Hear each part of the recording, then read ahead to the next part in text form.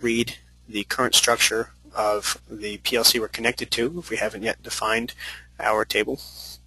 We can read the structure and the values.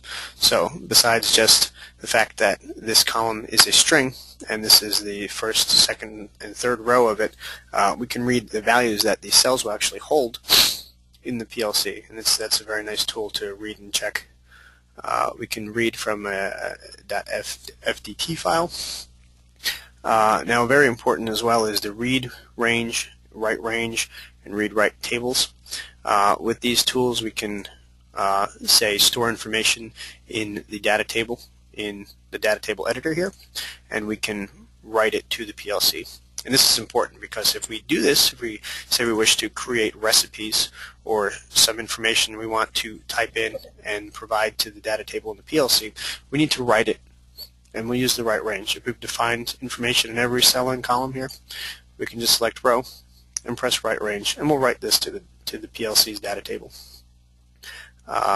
Again, we have the option to verify design. What this is going to do is compare the structure that we've created to the structure in the PLC. Again, this is important if we wish to maintain compatibility between files. We want to make sure they have the same structure. We don't end up with some piece of information that's unexpectedly in a different cell or a different type of information. We can verify cells by range. Again, if we want to select some cells, we can use this. Now I saved the most important tool for last is the memory requirements. I'm going to go ahead and click here. Notice what we get when it finally loads is a pie chart showing us how much space we've used and how much free space we have. Now, I haven't mentioned yet, but we have two different sections of memory to write to the data table. So we break this up as the RAM portion, which is 120K of space that is read and write supported. So if we're using a data logging function, we of course need to use this because we wish to write to the data table. We've defined our table 1 in this space as 2,700 bytes out of our 120,000 bytes. Notice, of course, there's a little pie chart, which is a nice visualization of quickly seeing how much space this table is going to take up. Now I need to stress again that this is the structure of the table which is taking up space. Whether or not we have information in it makes no difference. They can be a bunch of empty cells, but the space in memory has still been set aside for this table. Okay. So we'll look at part of project or flash memory now. And notice, or remember rather, that we did not click any of the part of project options in the column configurations. This is because, again, we wanted to use the read-write functionality of the data table. And if we use the flash memory, we would only be able to read. We wouldn't be able to write. Now you might say, what use is this? If you're creating recipes on the PC and you're going to import them and you have no desire to ever change them, the part of project is a nice piece of memory to use. We don't have to worry about accidentally having someone write over it or programming an addition that might not work the way we expect it to. I'll give you an example. If we are creating a machine to create paint colors, we have 3 different colors maybe, so we'll have a portion of each color we wish to load, plus maybe some mixing time. This is maybe an idea of a recipe that's not going to change. And the flash memory is a good place to store recipes like this. We can recall them, but we won't change them. Okay. So I'm going to hit OK here. And again, let's just take one quick look. We have, keep clicking that. We have a date, which is again a string. We'll talk about strings in one sec. We have a time, which is a string. We have our data bit, which is our Boolean. Again, high or low, 1 or 0. Our data integer, value between negative 32,000 and positive 32,000 abouts. And our data long, value between negative 2,100,000,000 and 2,100,000,000. So again, we can see the importance in these 2 different data types there. I'm going to go ahead and close this, and I'll hit yes to save. Okay, so we've defined our data table structure. That is the first important step. Now we are going to create a couple of example functions, and what they're going to do is basically be a data generator. we can't log, or rather it's not interesting to log nothing, so we're going to create a quick example that will give us something to log. So the first piece of information we have is our bit value. I'm going to use a direct contact. I'm going to link it to system bit 13. If you're not familiar with system bit 13, it is high for one single scan every second.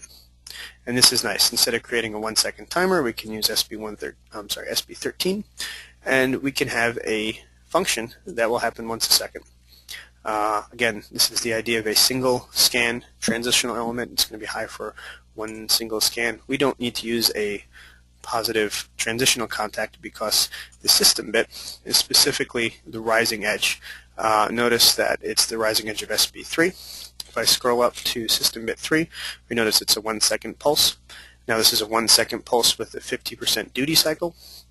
If we were going to use system bit 3, we would have to, in this case, use a positive transition, or we'd get some undesired outcome. But very nice is we've included system bit 13 for this purpose. So that being said, we're going to use the toggle coil. The toggle coil, for every scan it's high, will change the state of a bit. And we're going to change memory bit 0, and we're going to call it our data bit. Okay. And we're going to give it a startup value of reset. So when the controller starts, MB0 will start reset. And after 1 second, we will toggle it high. I'm going to hit OK here. And of course, you want to give a comment, so we'll just give this example. Bit toggles every 1 second. Okay. I'll fix the spelling later. Notice also, in order to maintain most visual space we have, we can increase and decrease the size of our nets vertically. They are locked horizontally, but one nice thing we can do is just double-click here, and it'll minimize it to its smallest size. And it's nice to be able to see more. So we've created our data bit, and remember we had 3 pieces of data plus the date and the time. So let's create our data integer. In this case, I'm going to use, again, system bit 13. It's a nice tool to use, especially if you're creating simple examples for learning. We're going to use, in this case, the increment function block. And I'll place it here next to our system bit 13. Notice last time I typed in MB0. Another tool we have is the get next unused address. I'm going to go ahead and click here, and notice that we've now selected MI0 as our memory integer we're going to use. Now what this tool does is searches through the list of memory integers and looks for the first one that's not in use. We'll discuss in use in a little bit as well. It's a very important idea to know, especially if we're working with strings, which we're going to in a second. But in this case, I'm going to call it data mi, and I'm going to give it a startup value of 0. Again, this power icon, this plug, means that when we restart the controller, this is the value this memory integer will hold. And maybe in some cases we want to use this, maybe in some cases we don't. If we want to have retentive memory, for example, we don't want it to reset every time the controller restarts. That would mean that we're going to lose whatever value we have in that piece of memory. The memory is, of course, backed up by a battery, and unless we have a function that writes to it at startup, or it's the result of some other function, we expect to maintain the value we have in it. So in this case, I do want to start up as 0. I want to use our incrementer, and I want to count up from 0. So I'm going to hit OK here. Notice the placement of the 2 functions here. I can drag this down like this, but again, for space, I want to minimize the amount of space that one net takes up. So I can do 2 things here. I do have to connect this. I can click here on the Connect Elements tool. Notice I now have a crosshair instead of the mouse. I'm going to hit Escape to get out of this, or I can double click, and again I have my crosshair. And I'm going to draw a line to intersect the 2 ends here. So I'm going to click and hold, draw up, and let go. Okay, hit Escape, I'll get out of this again. And we've connected our elements. Now, we always need to connect the elements from the left to the right. The power needs to flow this way through the net. I cannot connect the output of SB3 to the side here on the increment block. That being said, let's talk about the increment block for 1 second. This is basically a shortcut math function. It's going to add 1 to memory integer 0 and store it back into memory integer 0. And based on the contact we have previous to it, system bit 13, it's going to do this every 1 second. So let's give it a comment. Example int add 1 every second. Okay. Good. So we have our 2 pieces of example information so far. Our third will be the memory long.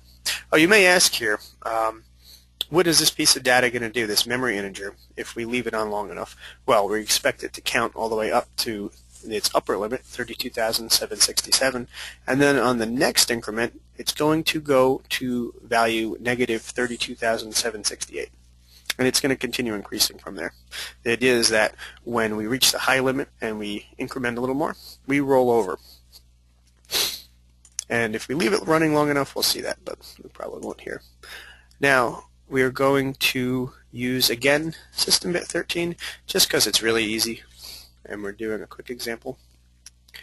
And this time, we're going to use our math function block. Go ahead to math and select add. And again, I'm going to place it here. And we're going to add, not MI in this case, but we want to use our memory long, so ML.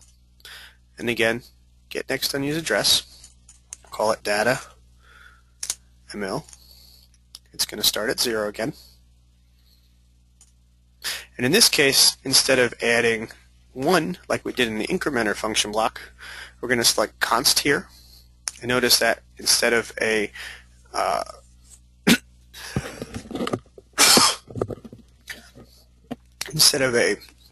register value, we can add a constant number. This is nice because these we don't have to worry about storing a value into a memory integer to use the function. This function will always add 337. Okay. And the output, of course, to write back to itself is memory long 0.